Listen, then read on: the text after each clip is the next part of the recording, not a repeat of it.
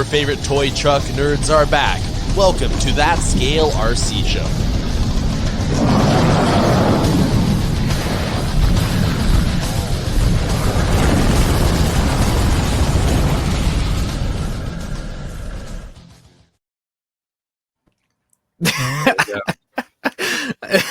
Wasn't that bad? Okay. Well, normally, I don't know. Yeah, I mean, didn't seem It's as not loud as, on my end. No, yeah, it wasn't loud at all. loud. Oh, you have no idea. That thing used to be so loud it would like blow you out of your chair. There was something that I had changed and tried to like optimize the mic volume and everything for everybody. So I don't know if it has evened out the sound or something. So Maybe. could be. So Yeah, maybe. anyways, what's up, everybody? Welcome back to our first episode of 2025. We haven't recorded since December. November. No, December. Was it December? December. I swear we did one in December. I don't remember. It's been a while, but yeah. So we are back, and Travis is not with us, but instead we have our guest Elio, the Realio Delio. Yeah. From West and NorCal WeRock RC. So how's it going, dude? What's happening, guys? Oh, another day. Yes. Yeah. I mean, it's been a while. Elio's been a guest of the show, but it's had to have been at least 2 years. I think it was like 2 years ago. Because like we did, maybe longer than that. It might even be longer than that. It's pretty sad because that was back when we used to do the questionnaire, and I used to have to ask all the questions. Oh yeah, icebreaker questions. Yep. Now we've evolved into video and being a little more professional. Woohoo!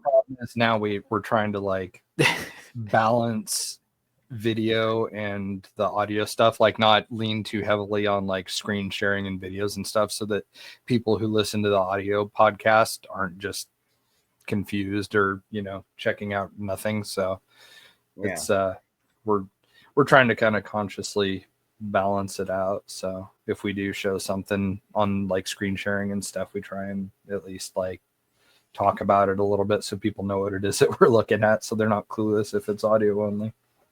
Exactly. But anyways, so what's everybody up to? What's nothing.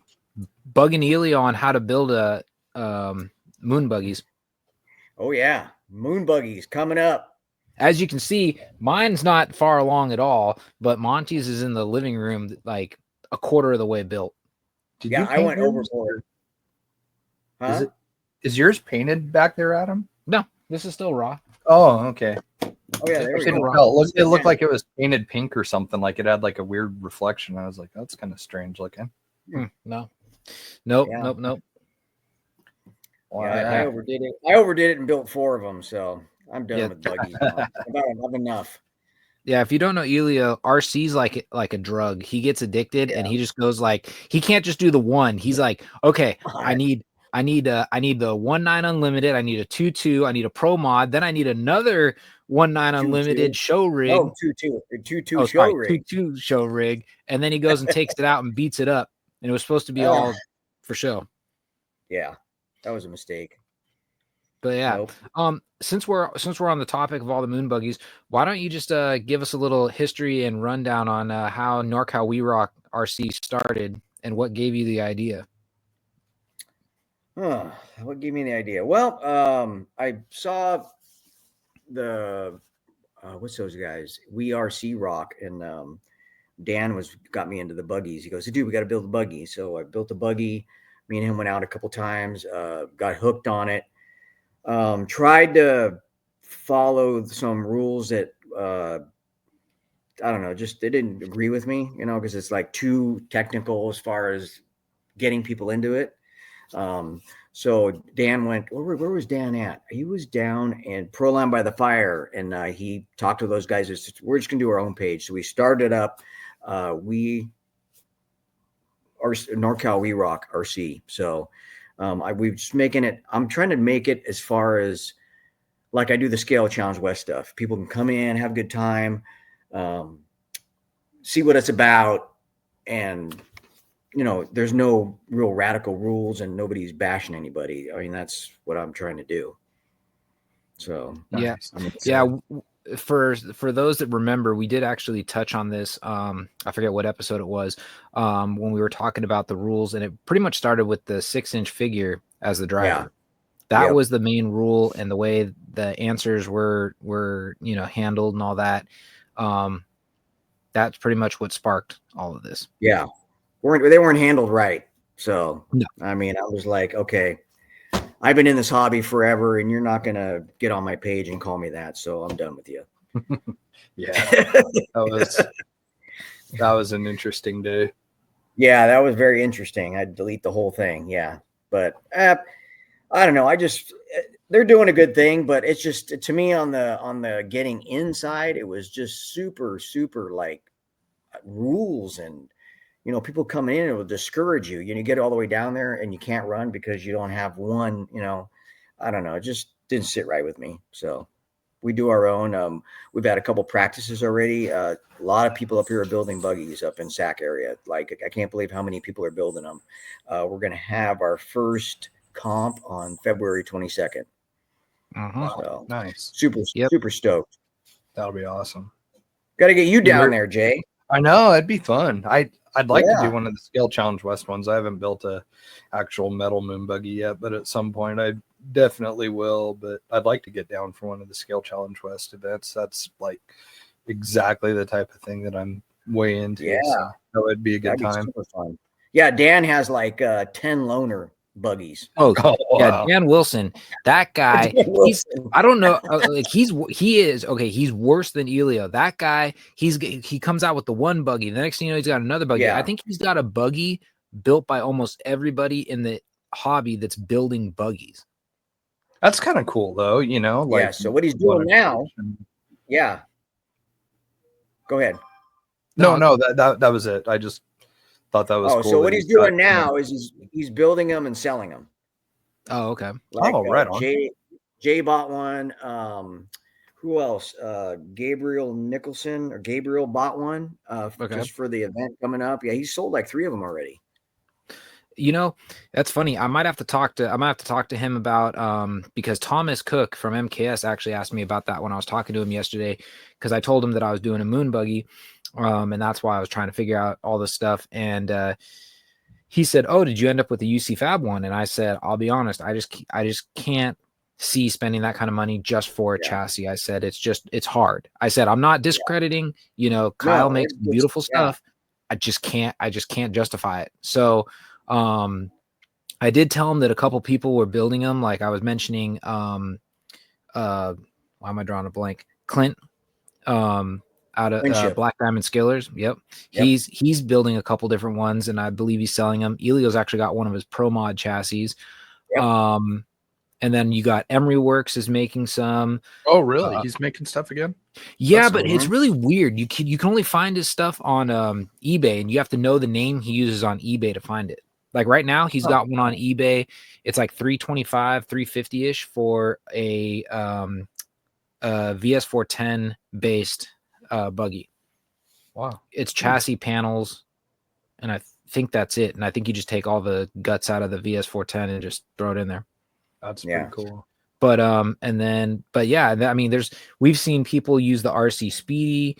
Who else is out there making chassis? Death Metal Garage. Yeah, Death Metal Garage. Elio's got a handful of those. Yeah, they're for the price, you can't beat it. I mean, the buggy, the moon buggy is like, I forget, was it 258 or 2 something for the buggy and panels and he'll wrap them. Freaky Skins does a wrap. So if you have a design, they'll design it and they'll ship them to you, which is not bad. A really good deal. Yeah, that's a super good deal. Yeah, I was gonna say, I think it was like $290 shipped to my door. Yeah, for Monty's. So yeah, and it's pretty cool. I mean, I got one here. This is one of his chassis he did. That thing's awesome. And those are wraps that it came with. I told him I want the flames with the Vanquish, and he did all the panels for me. And it comes with the panels, and the chassis came painted. That is really cool. Yeah. So yeah, for a guy getting in, he can't beat it. Also, too, who's making the Vanquish one? The optic. Somebody's making a cage for that. Really? Really, Huh. I haven't Yeah, seen that because one. we're allowing those in as pro mods. You can do like a pro mod with the Vanquish rig. Oh, okay. Yeah. So Nice. yeah, there's a ton of people. I can't believe how much it's blown up. Yeah, it's huge. Well, they're cool and they look real. I mean, that's like the two big things right there. You know, it looks real and it's fun to do. So Yeah. Well, the other thing too is it's also a performance-based rig that looks real. So I Yeah. mean, I think, and it's another thing, not discrediting, Rock Pirates. They had like a run, or they still do. They're pretty popular down in SoCal with that whole chop truck, slammed, sitting on the belly. But they're not scale. It's a complete performance-based rig. And then now you have moon buggies that are entering the scene that are like, hey, this is performance based and it looks scale. Yeah. So I And think it's just and everybody's equal too. So there's no bent links. It's got to be over 7 pounds. So we try to keep it so nobody Nice. comes in with a cheater rig. We got to weigh Right, them and got to come in at that weight. So, and then we do scale gates. It's super technical. You got 5 gates, 2 bonuses. You have 6 minutes. So you can spend a minute per gate trying to work through these things. that's cool. Yeah, That's really super cool. You're not like yeah, rushed trying to get through it or anything. Yeah. Then. that's it. So That's awesome. Yeah, Yeah, that makes it a more enjoyable drive. That was something I was never super into about the Sorca style comps, was just like having to haul ass within the time limit, and then you're rushed and making mistakes and not having fun. And it's like, this sounds more fun. Yep, that's it. Yeah, it's Right. coming up. And then since we have the man, the myth, the legend, he can give a little more background on Scale Challenge West. Scale Challenge West. So I started it. I was out at Dean does Cone Dodgers, and it's technical like comp scale stuff. So I'm sitting there doing it's all lightened rigs, the cheater rigs like we see, and I'm looking around and I'm like, man, there's a lot of scalers around here that aren't running. So I'm like, So I came up with let's do a Scale Challenge West. Like I was going to do a teams event. And then it just kind of turned into like, we're going to do some trails with actual winching, winch points. And I think my first event had 10 people. Woohoo! Second event had over 80. That's And so rad. And it's just been climbing ever since. I mean, it's getting bigger. But people are having fun. We're getting a lot of families, a lot of kids. There's no time limit. We do like a free lunch, raffle. I mean, just laid back, just everybody having fun. That's awesome. Yeah. All the winching and stuff, that's a really good time. I miss doing stuff like that. We used to do like team trail runs where it's everybody goes off in pairs and it's no hands, and you got to use like real recovery straps and winching and stuff. And that sort of event is just super, super fun. That's by far my favorite kind. Oh yeah. Scalers is always my favorite. Yeah, no, they've been a lot of fun. I've been like, and it's funny because I've been like the liaison on the show. Like anytime we have something that's going on with Scale Challenge West, or even now NorCal, WeRock RC, I'm on here promoting it, talking about it. So listeners aren't, they're not strangers to what you're doing. But yeah, we've been trying to do like an update every episode where we have like, the little banner at the bottom, like what we've got here. And and we'll talk about what's new with it and stuff, and then go on to whatever the next thing is. Yeah, it's been fun. I got a good group of guys that everybody gets there, knows what to do, sets up. I mean, just super chill. That's awesome. awesome. No drama, no nothing. And they'll do anything. They're hard. I mean, shoot, the trails we built for Axialfest, all the guys. I mean, those guys hammered out those trails. We moved like 62 tons of rock, and these guys it's just like, cool, let's do it. Yeah. But they're a great group of guys. Adam's one of them. I got all these guys in there, so I'm super happy. I mean, they help me out when I need help. Yeah, having a good team is like crucial to being able to put on fun events. It's easy to get burnt out when it's a one-man show. Yeah. So, yep. Yeah, because actually, there was one scheduled for last weekend, but then got kind of, I guess you say, postponed, canceled. I don't know. Yeah, a little rain. Jeez. Yeah, it was get raining the whole hammered time on we were down up there? there. yeah. So, no. yeah, so here in Northern California, we got hit. Or actually, we're still getting hit. Yesterday was pretty brutal. We're getting hit with like a mid to late winter storm, and the crazy thing is, I mean, right now the temperatures dropped down here, but over the weekend it was raining, but the temps weren't really that cold. No. So where the snow line was, you are now getting rain. So it wasn't like you're getting fresh snow on top of the snow line that's already there. It's like that snow line's now getting flooded out with rain. So you have to go even higher. So yeah, it's been pretty crazy, but well, Jay, the joke in the group is I can't pick the dates. Yeah. Well, so Elio's happens. got a record. Every date he's ever picked has been stormed out. And the crazy thing about it is he picked the date for the one in August, and we got snow at Donner in August because Elio picked the date. And they haven't had snow there in August in 25 years. That's funny. Like it's was a curse, crazy. man. Here we are. Like I mean, even me, I left the Bay Area in shorts. I got up to Auburn and I'm like, I'm going to put jeans on because it's supposed to be raining, or I heard it's going to rain. Next thing you know, we're all huddled inside with beanies, jackets, and it's snowing, and we're doing the giveaway inside the lodge at Donner. God. And then Friday night we camped out there. It was freaking crazy. We had tables up all around. We're all gathered around the fire, like the wind's going through, snow, sleet, rain. I'm like, what are we doing? Oh God. Oh yeah. No, it's funny, but it's like world. Yeah, it's just crazy. I still just can't get over like that it snowed in August. Like that's just funny. So bizarre. Yeah, that was crazy. Yeah. That like kind of solidifies. People didn't even get to do the trail because there was so much. Yeah. Wow. People tried to go out and they said they just couldn't get up the hill. It was so snowy. They couldn't get up the hill. Wow. We actually got a little bit of snow today, finally. It wasn't enough that, for like pictures or anything cool like that. I was kind of bummed out. Yeah. I'd love to actually get some like snow pictures, but no, it's like 34 here. So I think we're probably got some of your guys' winter storm happening up here too. Yeah. We're supposed to get hammered tomorrow on rain too. Yeah. Tomorrow.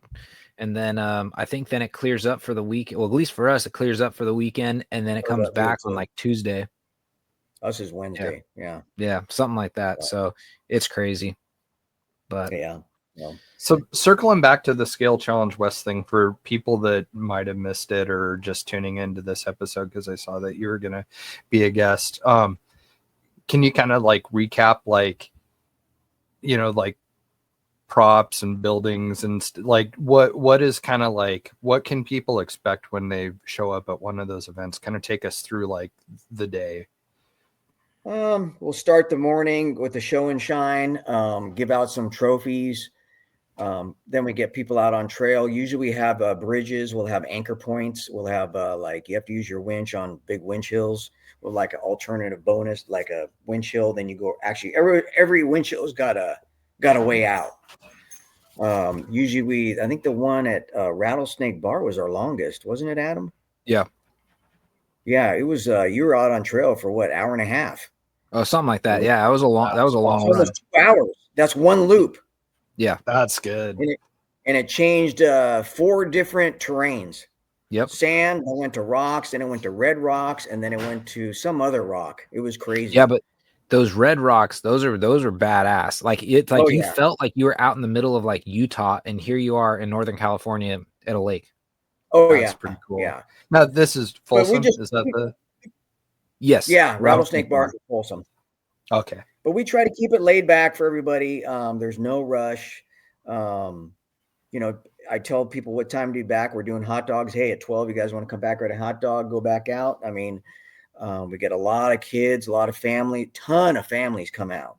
There'll be family with every kids got a car. So yeah, and then usually I think the one at Rattlesnake, we had a kid come out and we gave him one of the demos from Cantina. So we gave him a car, 2 batteries, and a charger.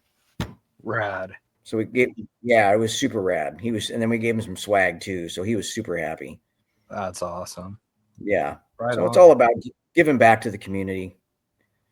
And then, so you haul like all the little buildings and stuff with you to all those events? Yeah. There's no lot of work. I know. Usually I ask for help. It's like, oh, who's helping me, please? You need like an enclosed trailer for all that stuff, man. Yeah, I know. I know. Base of operations, that'd be perfect. I gotta look into something. Yeah. Yeah. I don't think the Rover would tow it up the hill though. It's so gutless. Yeah, it's funny. When he brought all of his stuff up for Axialfest this year, he brought it all up like the weekend before, so that way it was there, and then he came back up to do the event. Yeah, that's rough. Yeah, that's rough. Yeah, and then we had one. We had a good snow one. When was that snow one? The good one? Last year. Last year. Yeah, we had a killer snow one. We had a trail through the snow. This last one we had the good snow one. There was a guy that came up he was from Danville? And he's like, I've never been in the snow before. I've never seen snow, let alone run my car in it. Dude, this is awesome. Yeah, he had boots and like the total wrong attire, but he had a blast. It was so cool. Yeah. Everybody had under the right conditions, snow can be so much fun. Well, that's the hard part with snow. It's like, especially with like RC cars, if it's too hard, you're sliding all over the place. And if it's too soft, the cars just sink. It's like gotta be perfect. It's got to be like just enough, like an inch, 2 inches at the most, and then like, but then it balls up on the tires and looks funny and it makes big old tires. Yeah, it was that's some good. I want to hopefully get one more snow run in. I don't know. But I ain't picking the date, so I'll have Rick pick the date. Understandable. Oh yeah. So yeah, just keep it mellow, man. That's my thing. Have fun. Our number one rule is have fun. That's cool. Yeah. That's way cool.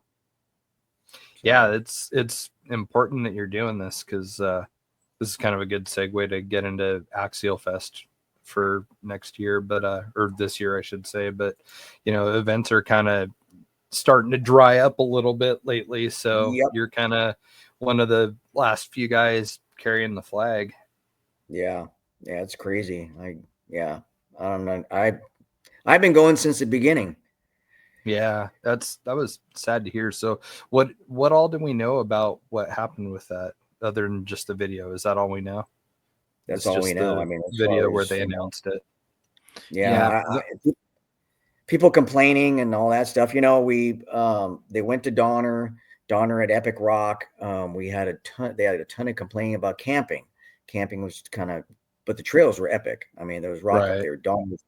So they moved to the Robs with better camping. And we've been, how long has it been at Robs now, Adam?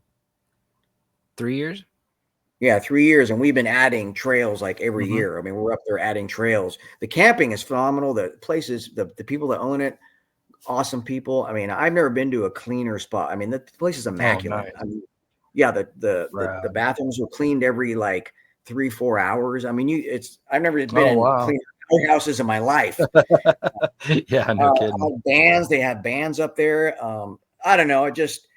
Me and Adam were talking about this today. It's like, you can go to the Rubicon and it's the same thing every day. It's the same thing every time, but people still go. I don't know. I mean, it's kind of sad. It's very sad. And for those, if you haven't picked up on what we're talking about how Axialfest, or Axialfest West, however you want to call it, for 2025 is not happening. If you haven't seen the video, Horizon put out a video. What was that? Tuesday? Yeah. Monday or Tuesday. The Hammers. Yeah, well, they're King of the Hammers and announcing, all to save the date. And they said, and if you haven't noticed, Axialfest West is not on there, but we're still doing Axialfest Badlands. And that kind of created a whole whirlwind of, people with mixed emotions and taking to Facebook and social media to put out their own, opinions and spreading rumors or whatever it may be. And if you've listened to our show long enough, we've never bashed anything. We've never bashed or talked down about any events that have gone on. We've always tried to bring the positivity to it. We've always tried to also, give you guys the truth and the real deal. So there's a lot of people that have been hung up on the Cisco Grove, kick. You've heard it. I mean, the first Axialfest I ever went to, 2013, that was at Cisco Grove. It was at Cisco Grove. At least all the ones I've went to, Cisco Grove from 2013 to 2018 was the final year at Cisco Grove. Yeah. Then Cisco Grove sold, the family sold Cisco Grove, and a new owner bought it. Yep. They promised. And then the new owner. Yep. Then the new owner sold it. Yep. And it burned down. And then, then it caught fire. So here we are, 2019, and everyone was waiting for a, for an announcement from Axial. Like, what's going on? Like, are we having an Axialfest? I mean, because I think 2019, that was pretty late. I think they gave the announcement either like end of March, beginning of April. Like, nobody. Yeah, it was something like that. It was late. Yeah, it was we got late. A late announcement, and they said they're going to Donner. Now, a lot of people like that were in the hobby for a long time, like Elio. This is before my time, but there's a handful of people that have been in the hobby for a long time, and they're like, "Oh, this is cool," because the very first West Coast Championship was at Donner, if I'm not mistaken, right, Elio? AWCC? Yeah. Yeah, then it was at Donner, then it was at Cisco. That's where it was at Cisco for a while. And then it turned into Axialfest. Yeah. I think so 2010, 2009, something like that. Yeah, so the OGs were like kind of like stoked, like, hey, it's coming back to where it started. Hell yeah. And then a lot of people went, and then they experienced, I don't think people realize that Donner is like, I mean, I think they hear it, and then when they're there, they finally realize it. It's a ski resort. So it's a mountain. It's not flat. It's a mountain. So moving around from trail to trail, it's a little cumbersome. It's a little tiring because you're walking uphill. They did have that Tahoe with the hay trailer that, would tote you up to the, I guess. And they blew up the transmission. They blew up the transmission. Oh, God. I didn't hear about that. That sucks. So that was 2019. Then obviously 2020 with COVID, they didn't do anything. COVID. And then in 21, they had it at Donner one last time. And then 2022 started Rob's Resort. And it was like another new adventure. Nobody knew what to expect. Nobody knew what to expect. Yeah. So, of course, you get everybody going, and they're just excited that they have a place to go. And I think a lot of people were happy that, you had camping back again, because the biggest complaint everyone had with Donner was the camping was in the parking lot. You were right off the road camping in a parking lot. Yeah. So now you got camping again, but Rob's Resort it's a very flat area. There's not a lot of natural hills, not a lot of natural, terrain to crawl. So they brought in a lot of man-made stuff, which is cool. There was a lot of like, the slides, the going up into the trees, all that stuff, and had a blast. Then it was there again, 23.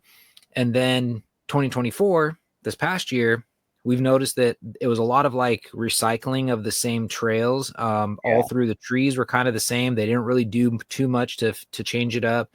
Our group did. We've tried to do something every year. So but a lot of the tree stuff was recycled. Yeah. And I did notice that attendance seemed to be a little bit down. And I don't know if that was a twofold. I don't know if that was because of the year before, because 2023 was the year of the bear, and the bear came through the camp and freaked a bunch of people out. There was people that left early because they were freaked out that bear. I remember that. Yep. So I don't know if that's part of it, but or if it's also just the bad mouthing. It was during people like to complain.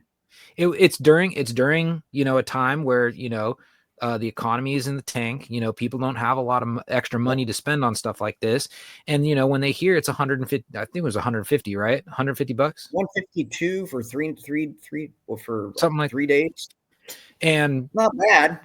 it's not bad, but there's some people that that's a lot of money, so they want to have the best bang for your buck, and they still are just hung up on like the whole Cisco Grove thing. And it's like, I just wish there was a way to get through to people to let them know, like, it's like they didn't bail on Cisco. Cisco basically bailed on the event, not like purposely, just by they bailed on existence. On existence, like how it just rolled out. So it's just hard because there's so many people that are like, they're so hung up. But it's like Elio was saying, we were talking this morning, and I was like, all the trails that were at Axialfest, you knew exactly where they were. There was always a trail along the little creek that ran through the center. There was always a trail underneath 80 going through the rocks and the river. There was always a trail right along the front, the main road that you ran through. I mean, by the office. They did the best, they did the best to mix it up. But what really, I think, made those events was the themes and the amount of people, contributing to the themes. Because the year that they call Year of the Bridge, that we had some crazy stuff built. I mean, there was bridges going all across that pond. That thing was nuts. Also, too, back then, when it was Axial, they'd send their guys up for a month. Yeah. And these guys would cut trails, make bridges. I mean, just do crazy stuff. I mean, a month. Now, it's like one weekend before the event, they're up there trying to make stuff work. So also, too, going back on Cisco, Cisco got pretty big. I think it was the biggest surface event on the world. It was like 2,800 people, but the biggest thing was theft. I mean, anybody come in, they had so much theft up there. Cars were stolen, servos, batteries. Towards the end, it was just out of control. I mean, all the bathrooms would overfill from so many people.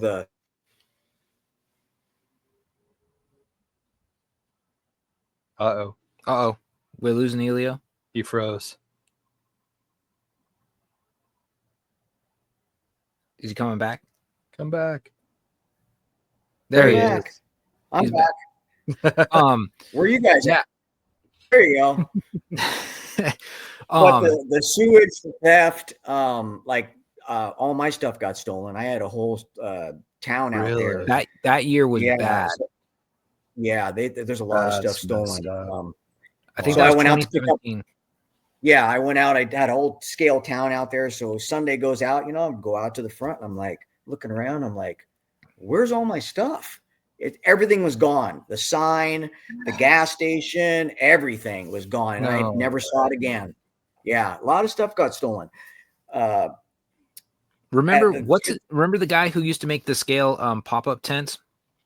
Yes. The guy out of Utah? What the heck was his name? Is it Chris? I forget his name. Chris. Was it the tents or pop-up tents? They were the pop-up tents that we used to put in your Bantam trailers that you were doing. Yes. Or not your Bantam trailers. You did the logo. You did the decals for them. It was the BPC Bantam. Yeah, no, I remember. I just don't remember. Yeah, I have one around here somewhere. But a lot of theft. And he was not coming back because of theft. Like theft drove him away from coming back. Yeah. And our friend Alex, he had gotten his car stolen. That was 2018. Yeah, 2018. That one was bad. And that was bad. And also too with Rob's, they have full the good thing about Rob's is you can put your cars out because they have cameras. Nobody gets the gates closed. No riffraff getting in. So your stuff is safe too. That's what I liked about it there too. You can leave your cars on the bench all night and nobody's going to mess with it. So, but Cisco, it was good and then it just grew so big that the bathrooms were, remember that, Adam? The toilets would back up, the showers. It was disgusting. Yeah, those showers were nasty. I mean, you had to make sure you were up on all your tetanus shots and your like rabies shots, and then make sure you went in there with like closed-toed shoes when you went in the shower. Nasty. Dude, I just remember Jay out there doing raps at like 12 midnight. Oh God, I know it. For the longest time, like anywhere I would go, someplace, like I would just end up having to work. It just Yep, I followed remember me that. everywhere. Oh yeah. But Yeah, yeah, but I it's mean, sad. it's sad, and the hard part is it's just finding like see what and a lot of people. It's funny, they'll take to social media, they'll get online and they'll say, oh, I don't see what the big deal is. Why don't they just do this? Or why don't they get, they take, donations from these people, and then like they, then we can bring in this brand and that brand. Axial Fest started as an appreciation event for For their Axial. customers.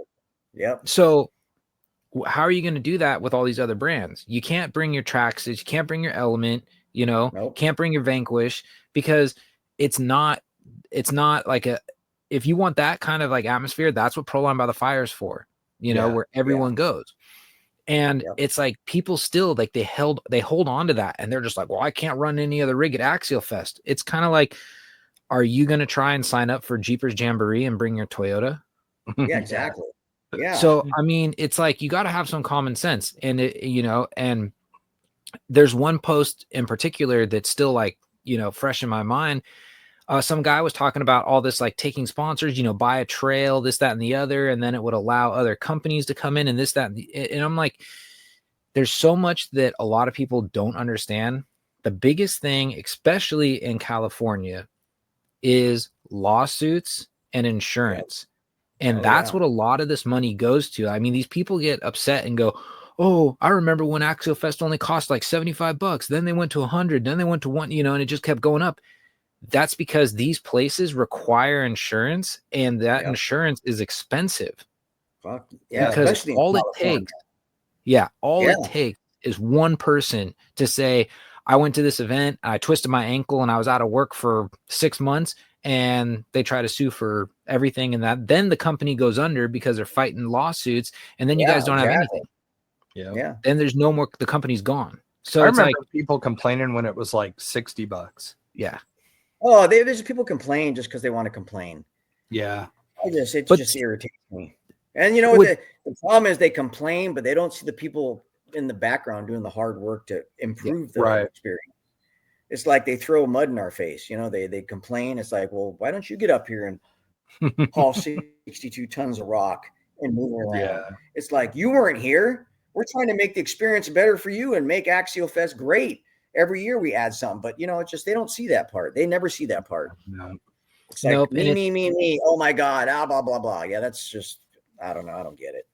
And then the other part is, I think it's like monkey see, monkey do. One person starts complaining, and then it's like a trend. Oh, I got to complain too. My complaint's got to be better than their complaint. And then they try to pile on, and it's just, I don't know. And that's why we've always tried to be positive about it. I mean, I've been I've been very fair when I've got on and talked about, the experience of, this year and that year at Axial Fest. And, I didn't sugarcoat anything, but at the same time, I'm not going to sit there and trash it because I had a good time. Because to me, the other part that's really sad about this is when I first found out that Axial Fest West was not happening in 2025, I immediately thought about all the people in the RC that I look forward to seeing every summer. Not going to see them this year. Yeah. Just hanging out of the camp. I mean, that's what we did most of the time, and then just go out on trail and it's just the camaraderie. Yep. And it's just sad because, like Jay touched on it before, that's what's going on in the hobby as a whole. I mean, events are fizzling up. Like, there's events that Elio and myself have attended that I never thought were going to fold. I thought they were going to go for years to come. Like Crawl for a Cure. I thought that was going to go for years. And all of a sudden one day, betting courts are like, we're done. We can't do it anymore. We're throwing in the towel. And you're like, wow, okay, there goes an event. Then Autism Awareness Crawl. Thought those guys were going to go. And then, I mean, it's sad to just watch these events just start going away. And then instead of trying to support events and keep them going and bring, and showing like support in the community, everyone just wants to complain about whatever you have that you can go to. And then next thing you know, those events are like, all right, screw it. Don't want to do it. Yeah, exactly. It's sad. So I don't know. We'll see what happens But- next year. I don't know. yeah. I mean, let's do this. Jay, do you have a prediction of what do you think will happen next year with Axialfest West? I don't know. I mean, I certainly hope it'll happen, but I also feel like, well, I'm gonna have to kind of veer off a little bit here. The hobby in general right now isn't super healthy, sales wise. I mean, there's manufacturers that we've talked to that said, you know, if it wasn't for one particular line or a couple models that they've had, that it would be one of the driest years they've ever had sales wise. So it's not a good year in the RC industry to start with because of the current state of the economy.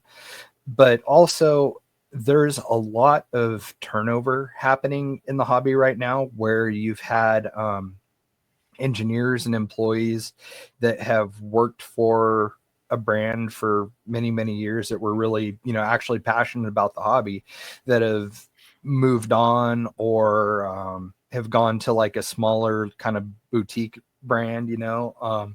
Some of the people that I can think of is like, well, when Paul left Proline, you know, and I think he had gone to FMFs and then Reefs after that.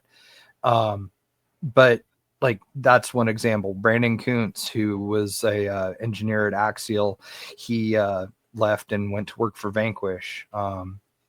Aaron Lane, who basically designed all of our element rigs, he went to work for TRD, you know. And it's a combination of like these big businesses kind of like harping on the employees about the state of the economy and like how sales are and stuff like that. And it's kind of like driving these passionate employees away. And a lot of these passionate employees are the ones that would volunteer or commit to doing the events like Axialfest and Proline by the Fire and stuff like that. And so with this crazy amount of turnover that we've seen within the industry, I mean, like Associated lost like 3 engineers within a 24-month period. They lost the 2 main guys that do race stuff. They lost the guy that does touring car stuff.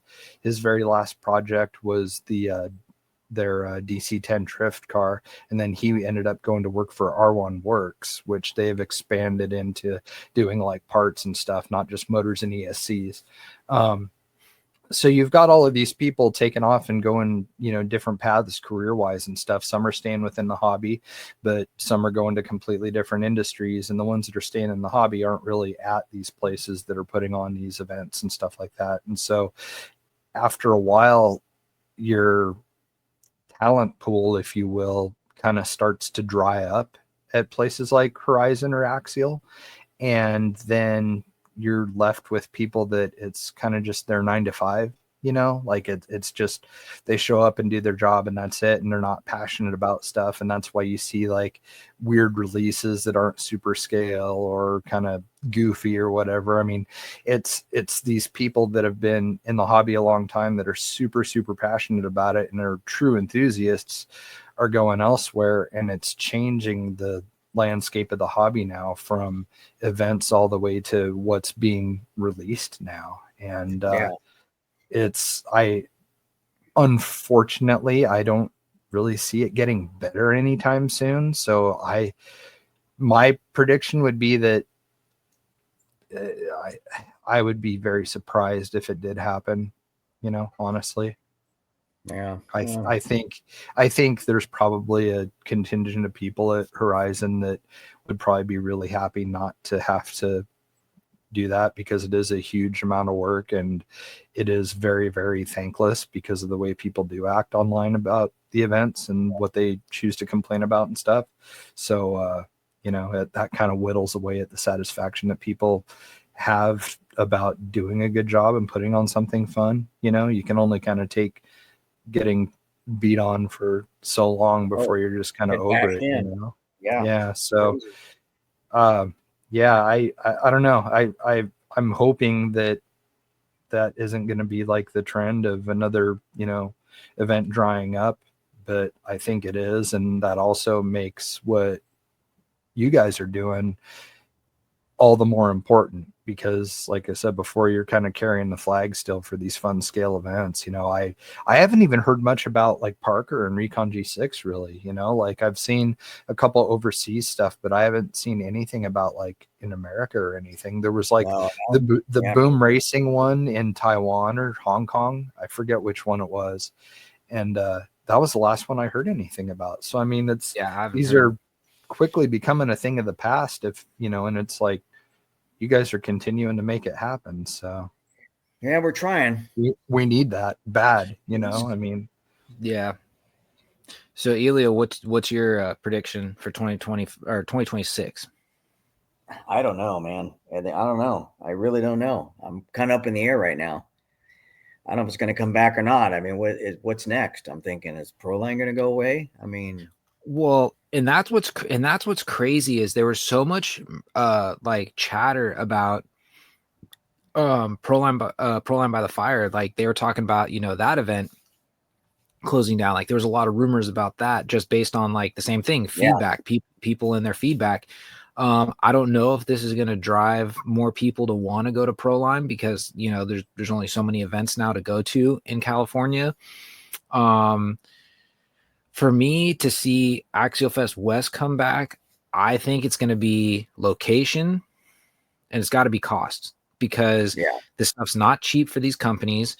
They have to see a return, like at the end of the day, they're business people. This is, they need a return on investment. They can't sit there and drop tens of thousands of dollars to go do these events and then not get anybody, really interested in the hobby, no new customers, no repeat customers, people essentially dropping out of the hobby or just not, engaging anymore. So that's really what it's going to come down to. So if there could be a location that I think, suits both, both halves or both needs of that event, camping and the terrain. Yep. That's the only way I see it coming back. And advertising too. That's the other thing that was crazy. Yeah, and I mean, nobody really knew when. I didn't know when tickets were going to go on sale. Nobody knew. And that's the thing. And you can't bash Axial. And that's the hard part is people don't differentiate what's going on.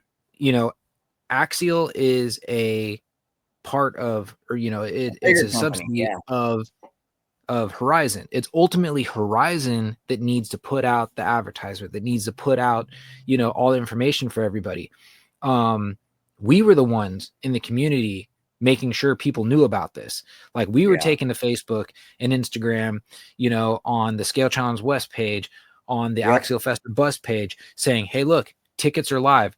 They're going to be live till this date. Make sure you guys get your tickets in, oh, hey, look, this is going to be the event schedule. This is what's happening on this day. Like there really wasn't a lot of that from, Horizon. And what's crazy is if you go on, it wasn't just like they were picking on Axialfest West. It was the same thing with Axialfest Badlands. There really was not a lot of information put out for the event. And it's like, you got to ask yourself, is that because it was like a subtle way of Horizon wanting to just end it? So they were just kind of like, nah, we're just going to throw it out there. Whoever goes. Part of me really thinks that they're kind of letting it give itself a reason to dry up and not do it anymore.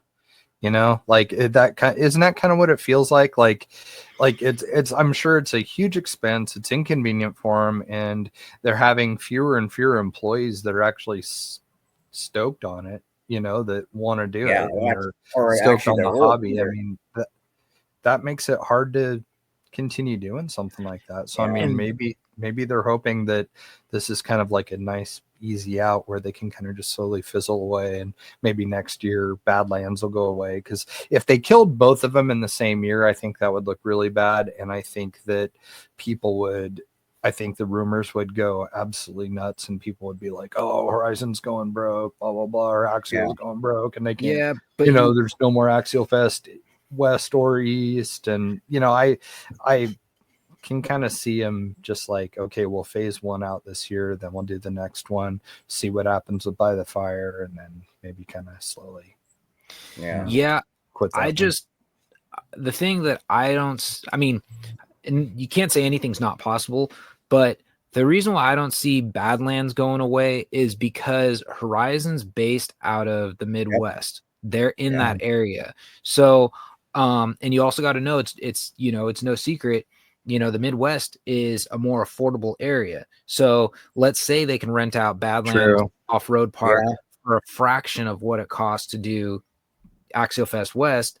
They're going to do it because they can still it comes down to at the end of the day it's a write-off, and if it's an affordable write-off that they can do, then they're going to swing it.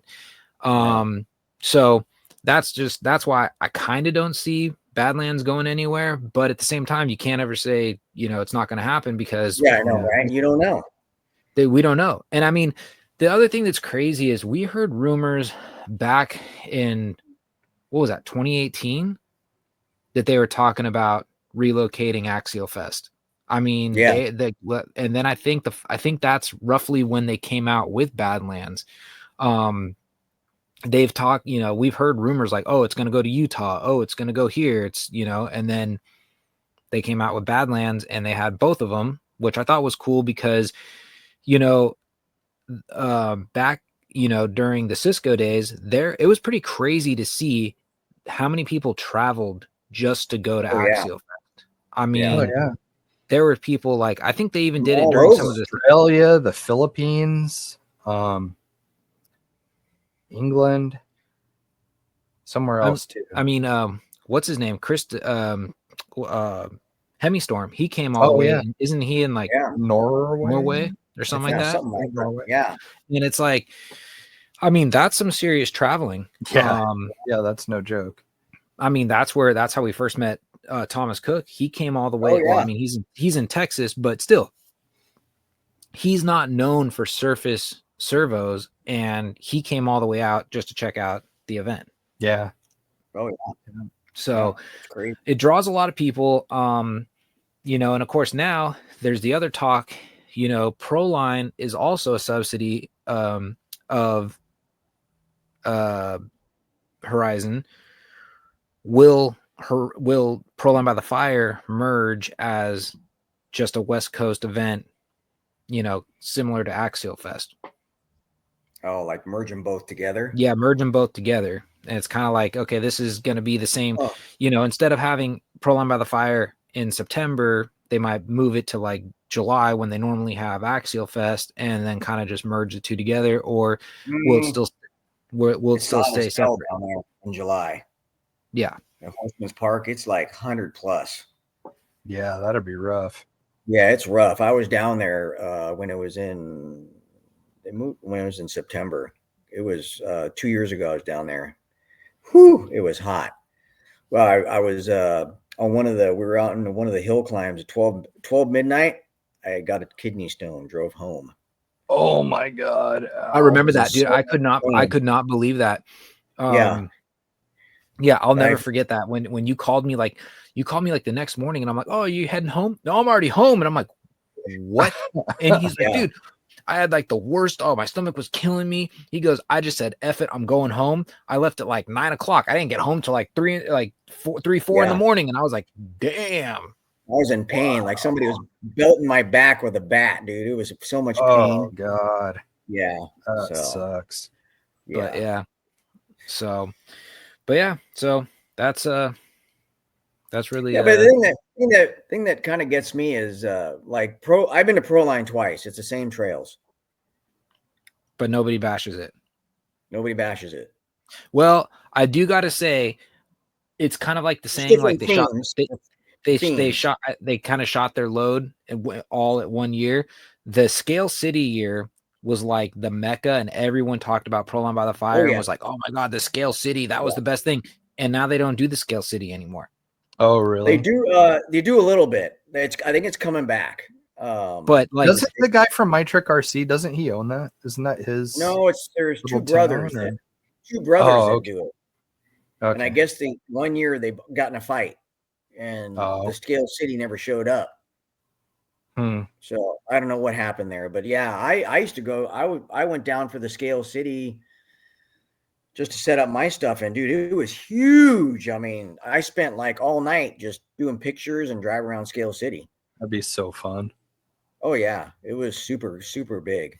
So But yeah, but then after that year, that was the year that I think blew up everything for Proline by the yep, Fire, because I know that they had a lot of attendance the next year. But then that was the first thing that everyone said, is they said they were expecting to see the Scale City, and it wasn't there, or yeah, it was like a fraction of what it was the year before.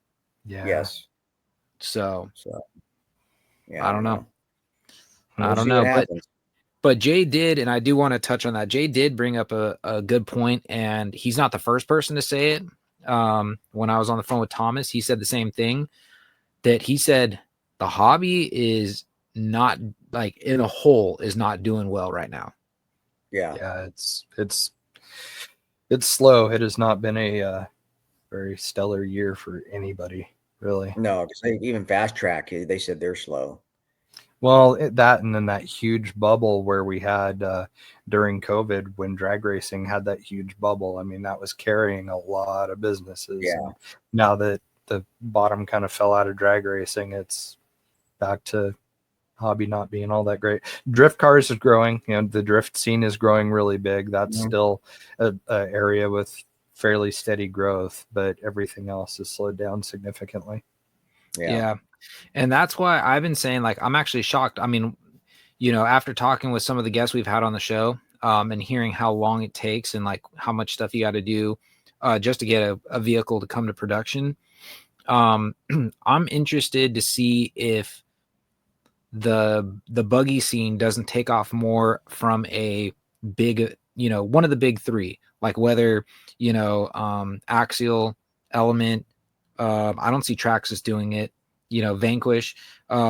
If they I come could see out, Vanquish I doing could see a Vanquish licensed doing it. Jesse Haynes rig. Oh, yeah. I could see that. If they come out That with would be if sick. they come out with one, you're going to need something like that. And that's the other thing that's crazy too, is there really hasn't been any crazy blockbuster releases in the RC world in I don't know how long. The Yeah. H10 has Well, probably the been one optic- of the more the optic popular was pretty ones. Yeah. Yeah, the Yeah. optic was pretty big. Yeah. That's All the Vanquish really, rigs were super popular. yeah. And they got Yeah, what they're just at- released. They just released the new Ripper too. Yep. Yeah, the Yeah. thing's pretty crazy. Yeah, which So, in fact we can take a look at that really quick here. yeah. Share my screen here. Oh, there we go. So here we are. Yep. The H10 Origin. This thing is absolutely incredible.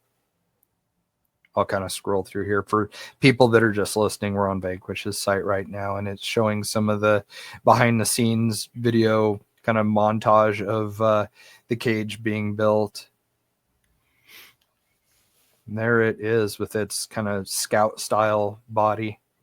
It's a beautiful truck. I mean, just absolutely beautiful. It's like the grill's kind of like a cross between a Bronco and a Scout. Yep. Yeah, exactly. Yeah.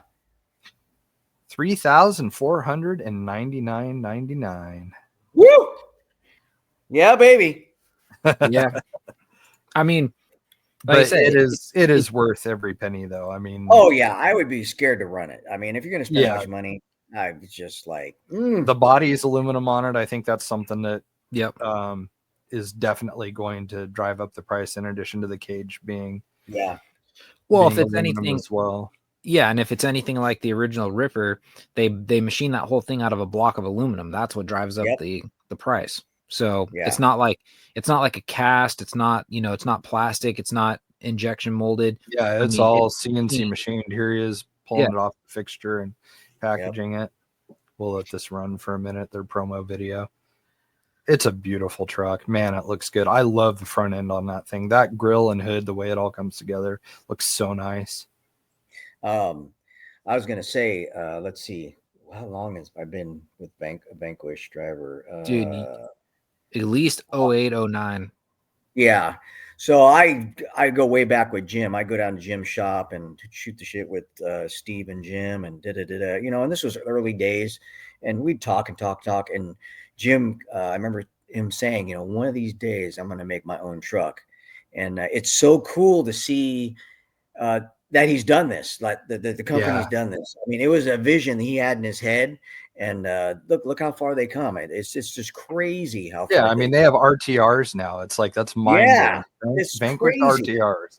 If you would have told me that 10 years ago, I would have said no way. I know, right? And Jim, I just remember him saying, "I am going to make my own car." He kept telling me, and Well, what's funny is, I don't know if Elio remembers this, dude. Monty used to always say that at all the events. We back at the GSRCC events. He's like, Vanquish just needs to come out with a car, and I'm like, dude, I said, do you know how expensive that would be? The average person can't afford that. And then, like, you know, and then now, you know, they have this, but like their average car is just like everybody else's. Yeah, you know, you got about a $300 to $400 price point, which is almost every RTR or kit now is about that much. So. Now, I didn't pick up on this until I was looking at this rig earlier today before the show, but it has scale bump stops that actually work that are spring loaded. Yeah. Isn't that crazy? I've always said that about that rear axle is beautiful. Yeah. I've always said that about Vanquish. Their attention to detail and what they can machine into this stuff. I mean, when they came out with the scale knuckles for the AR60s, like, that blew up because people are like, oh, I can get, now I'm not using these, like, you know, knuckles and C's that look like toy grade. They're like, they look like a reed knuckle. Like they're, you know, they're just the way they can tool them out and they look scale. And I mean, or when they came out with the scale welds on it, remember the little, the scale weld. Sick. Oh yeah. Yeah. That's a sick rig. This thing is just so beautiful. But yeah. Hefty price tag. Yep. Yeah. 13.25-inch wheelbase. You're gonna pay for quality. Oh yeah. That's the top of the line right now. So rad. Yep. Super cool. Oh yeah. I think that's down by the American River. They took all those shots. Say that's got to be the American River. Yeah. Confluence. Yep. I wonder if what's his name did these. Oh, I feel terrible. I'm drawing a blank. Brad Perry. Oh, Brad Perry. Oh, maybe. That's a great shot. Oh yeah. Yeah, super rad. Yeah, these guys. Vanquish has been on the gas, man. Well, they've been killing it. Well, it's funny. I sent a video to Jay over the weekend when I was assembling Monty's wheels and tires. Elio was not kidding when he said these things were sticky. I had all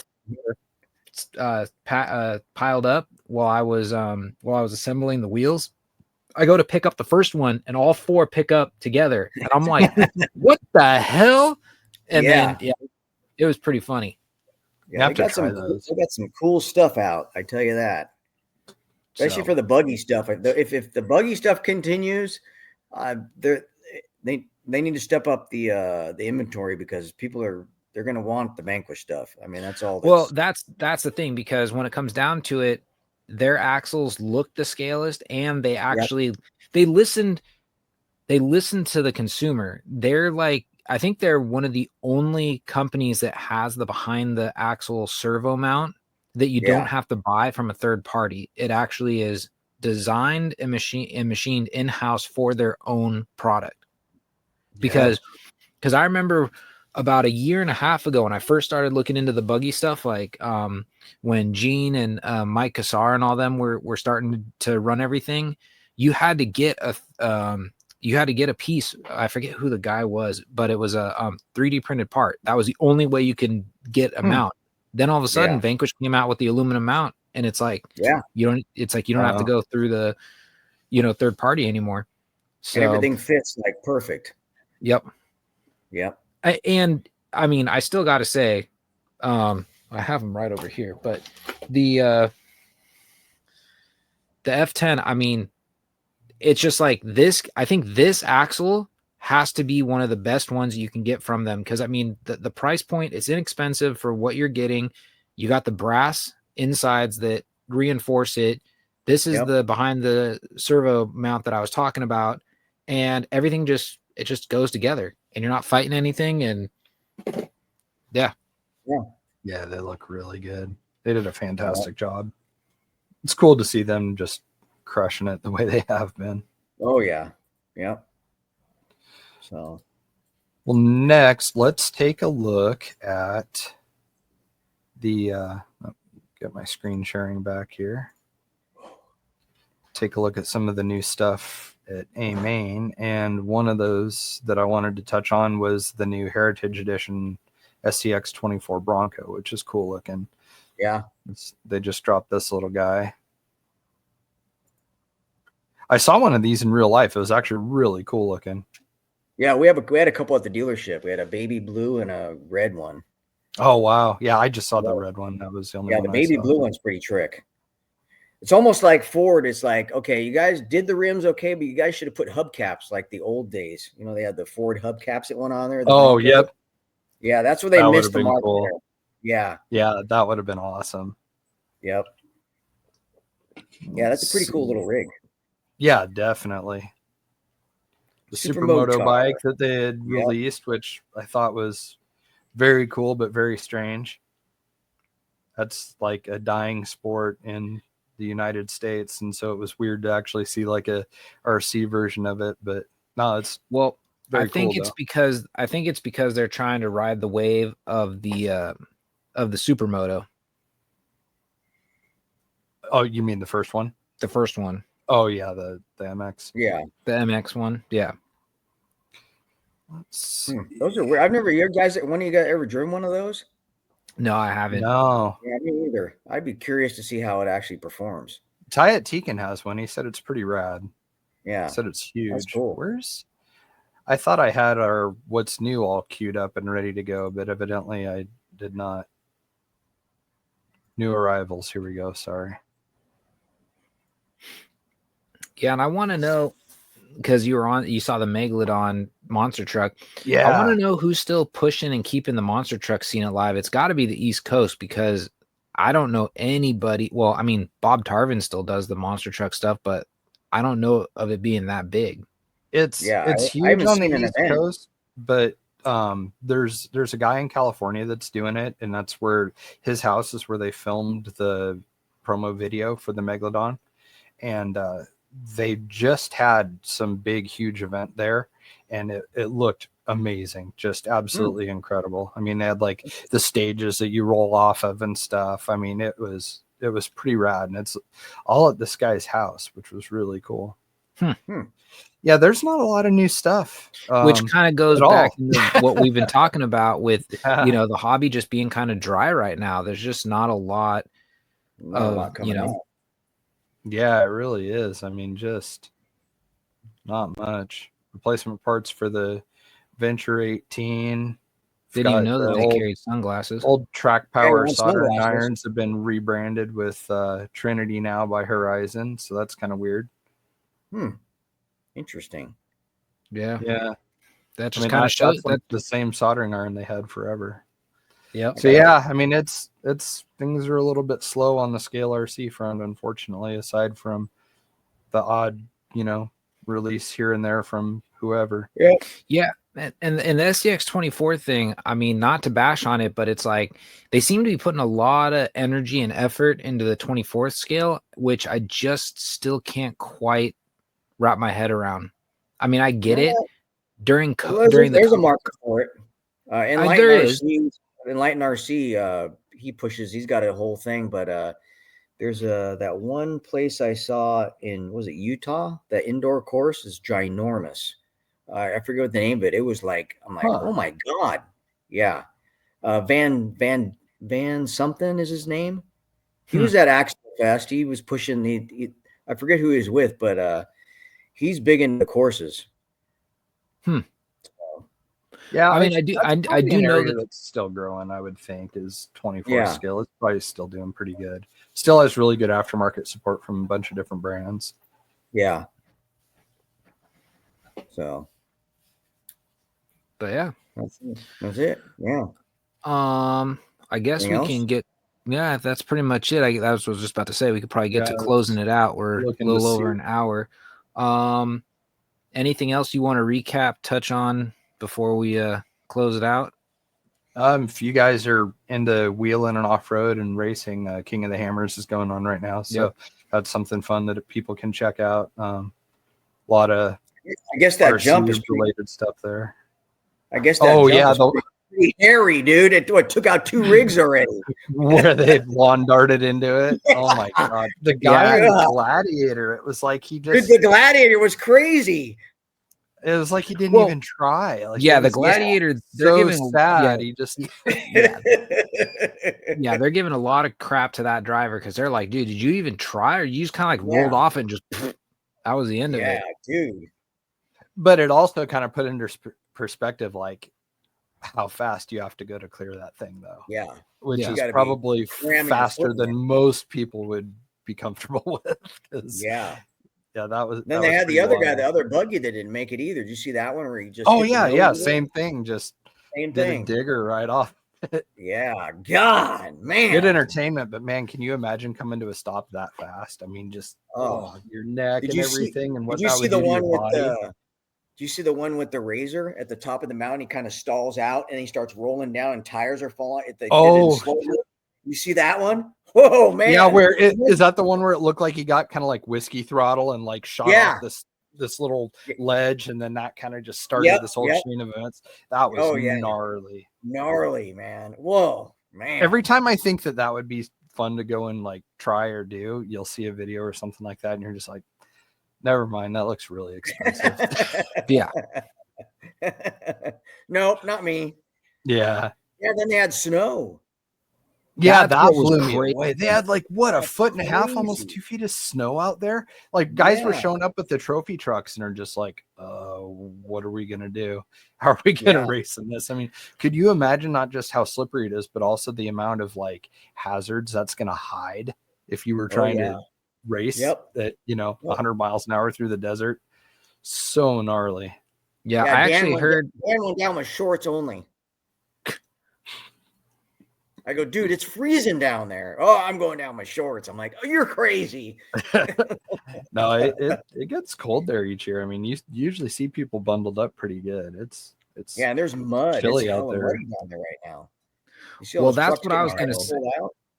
Yeah, I was going to say that's what I heard, because I had King of the Hammers on in the background on Sunday when I was wrenching, and they were saying that the snow actually made some of the course, especially for the trophy trucks, like the perfect consistency, because it wasn't super dusty, but it also wasn't super muddy. It was like just perfect. So I don't know. Yeah, nice. But anywho, loamy chocolate cake dirt, just that crumbly, just love that stuff. Well, I guess we'll get jamming here. Elio, thank you for joining us, man. I appreciate it. It's good times. Good talking to you guys and getting caught up, and we'll see everybody next time. All right. See you guys. Peace.